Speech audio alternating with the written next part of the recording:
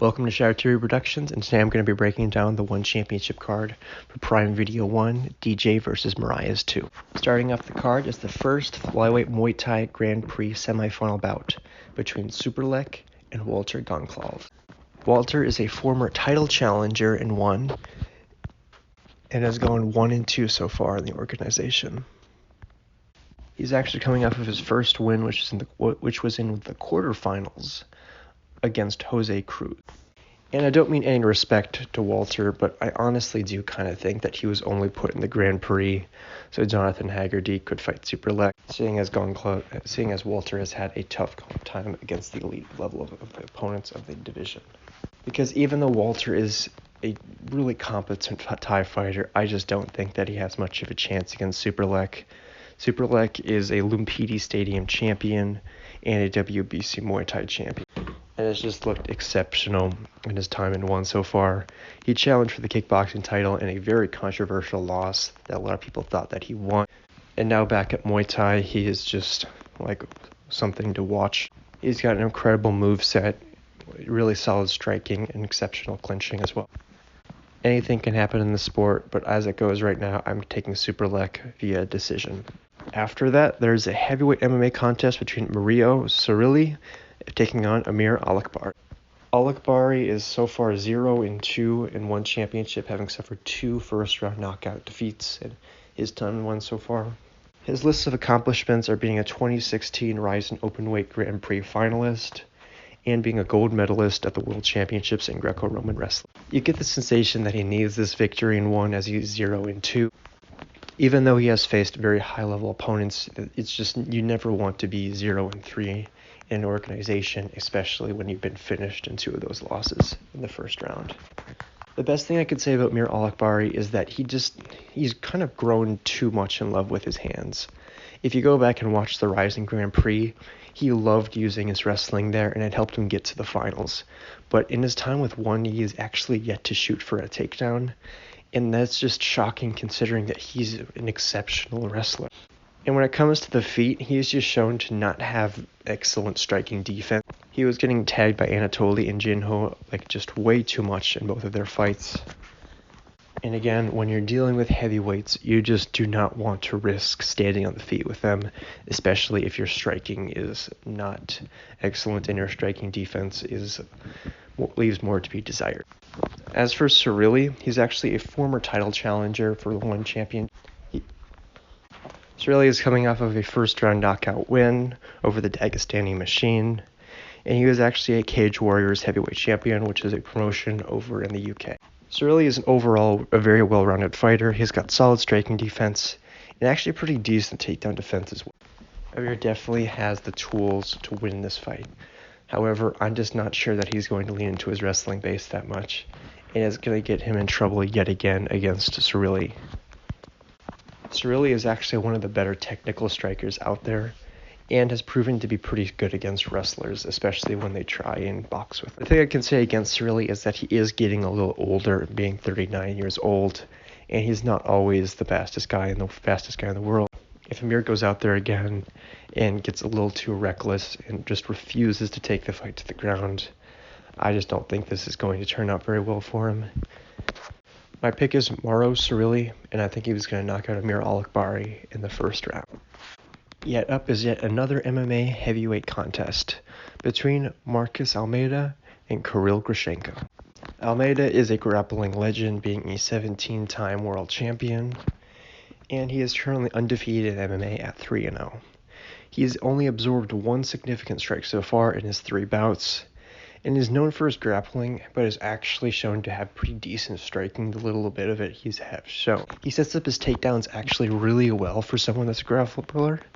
He doesn't just charge on in, he normally spends some time figuring out what the opponent is going to do, his habits, and then going in for the takedown. Grushenko, on the other hand, is a Greco-Roman wrestler. He has excellent takedown defense, as he's shown in his 3 bouts with 1 so far. He's got pretty solid stand-up. However, I do think as the fight goes on, his cardio is less than stellar, and he just challenged for the interim heavyweight title against Anatoly back at 1 Bad Blood.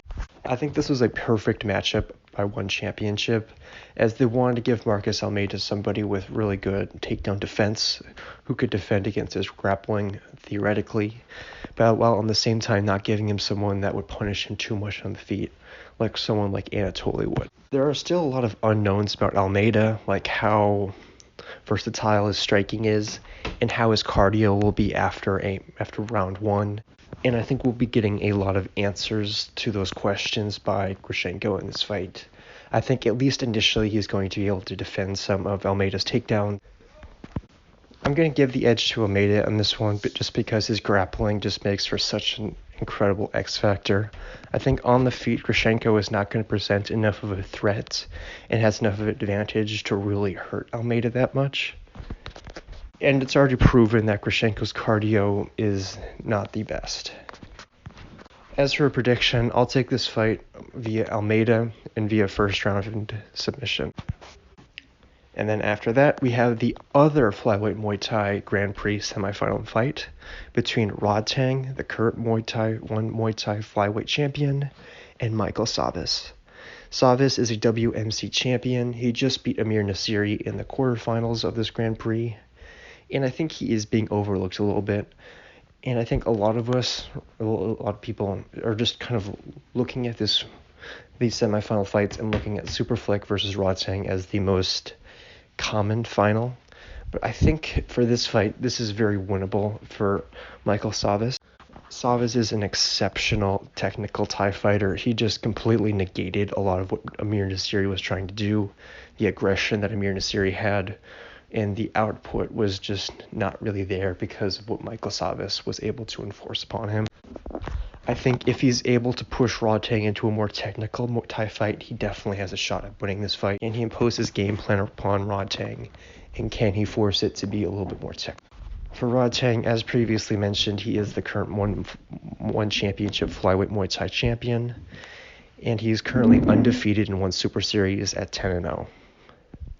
He is known for his power. He's known for being a little reckless and having a really solid chin, but he did show in his last fight that he can have really excellent technical Muay Thai. But there is a difference between having a really solid technical Muay Thai performance against Jacob Smith than against someone like Michael Savas, who is a WMC Muay Thai champion and who is a part of one of the most lucrative and skilled Muay Thai gyms in the planet, Pechini Academy. Something cool about this fight is both of these guys are still incredibly young. Rodtang just turned 25, and Savas is still just 23. So these guys both just about entered their physical primes, and they've got so much of a career left in. The advantages that Rodtang is going to have is he's going to have the power advantage. And I'm not trying to say that Rodtang is not technical at all. He is an exceptional Thai fighter. Savas can definitely hold his own in that area. I think this fight's going to be closer than a lot of people think it's going to be. But even with Savas being the more technical fighter, I'm going to give this fight to Rodtang. I think that his power advantage is definitely going to be present. And I think when push comes to shove, he does have a lot more experience against a lot higher level competition.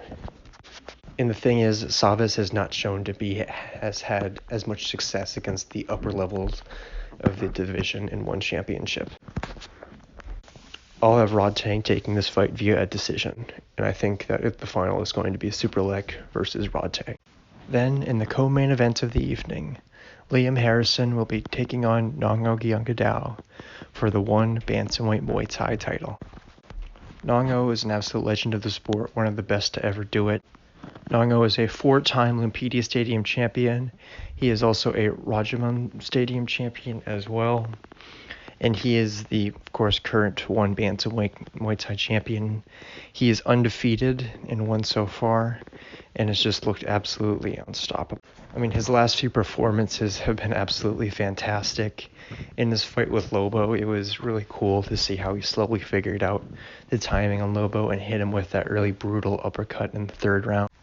And even beyond that, just seeing his performance against Rodalek and Samapek, just incredible. Like, those guys both were coming in with a lot of momentum, especially Samapek, as those two were going to be killers. And then Nongo just ran through both of them like they were nothing. Harrison, on the other hand, is like another veteran of the sport. He's a WMC champion, coming off of that fight of the year with Muay Thai, where he got knocked down twice in the first round, but then came back with 3 consecutive knockdowns in the same round. This is a guy that wears his heart on his sleeve. He's an incredibly tough and durable man, and he's one of the most tenacious fighters that you can see out there. He's got incredible power in his hands, and he's got really slick boxing, but also has some really solid kicks as well. I mean, like looking at his second fight with Sanchai, he was able to go back and forth with one of the greatest Muay Thai practitioners of all time, proving that he can go into a more technical fight. He doesn't need it to be a brawl to have success. This is a fight where I think Harrison is being overlooked just a little bit. So then maybe looking down on Harrison, because Nongo is just like a sensational athlete, especially in his last few performances. Meanwhile, Harrison has suffered a few defeats in one championship this far and is getting up there in age. He is, I think, about 36 years old. He can definitely win this fight, but the thing is, he does not want to maybe trade shots with Nongo, because even though he does have power in his hands, Nongo does as well. It's not a good idea to be trading with someone that has as much precision and accuracy that Nongo has. This fight is probably going to be a back and forth war or end in a really quick knockout. I'm really excited to see how it goes. As for an official prediction, I think I'm going to have to go with Nongo here. I think that if you've looked at their resume and won, Nongo is just a lot more impressive. He's faced little to no resistance, while Harrison has struggled a little bit more. Nevertheless, this is going to be a very entertaining fight and one that you guys should definitely tune in for. I'll have Nongo taking this fight via knockout in the first round. Finally, moving into the main events of the evening, we have the current flyweight champion, Adriano Moraes, taking on Demetrious Mighty Mouse Johnson for the flyweight MMA title of the world. DJ is best known for his time in the UFC, where he broke the record for the most consecutive title defenses in the UFC at 11, a record that still stands to this day. Over in one championship, he has struggled a little bit more. Though he did win the Flyweight Grand Prix, it was not an easy endeavor at all. And of course, in their first fight, Adriano did manage to beat DJ. Just looking at DJ's skill set, he is just absolutely incredible. I mean, I went and watched back all 11 of his title defenses, and it's just incredible to see incredible to see Demetrious at work. I mean, there's a reason why many people consider him to be one of the best fighters of all time, if not the best. With that being said, I think that Adriano Moraes is a nightmare matchup for him. Adriano is very long, so it's hard to even get into the pocket and hit him with shots. He's got exceptional Muay Thai. He's got really solid BJJ. And Adriano is a really good scrambler on the ground as well. It's tough for anybody to control him on a long time on the mat. And as shown in the first fight, DJ had a very difficult time landing shots on him, and he had a very difficult time taking him to the ground. There's a reason that Adriano has only lost 3 times in his career, all 3 of them by split decision, and he's avenged the last 2 losses. He's one of the best in the world to ever do it, and not a lot of people talk about him. Unfortunately for DJ, it's just a tough fight for him. Being a DJ fan, like, there is a part of me that does wonder, has he made the accurate adjustments to be able to come back and win this fight? But the thing is, Adriano has just looked so incredible this time, this far and won, and he just completely dominated DJ and negated everything that DJ tried to do. So I'm going to have to give this fight to Adriano. I'm going to have Adriano winning this fight via a decision. I don't think he'll get the finish this time. The fight I am most looking forward to will be Nongo versus Liam Harrison, as I think that will probably be the fight most likely to end in a finish, and will probably be the most back and forth. And overall, I think that fight will just be very entertaining to watch. And the fighter to focus on, I would think, would be Adriano Moraes, just to see how he does against DJ in the second time, and to see if he's able to get the victory. With that being said, those are my predictions for one championship on Prime 1. Thank you for watching this video. If you enjoyed it, leave a like and subscribe, and comment your own predictions down in the comments below. Thank you. This is Shire TV Productions, and I'm out.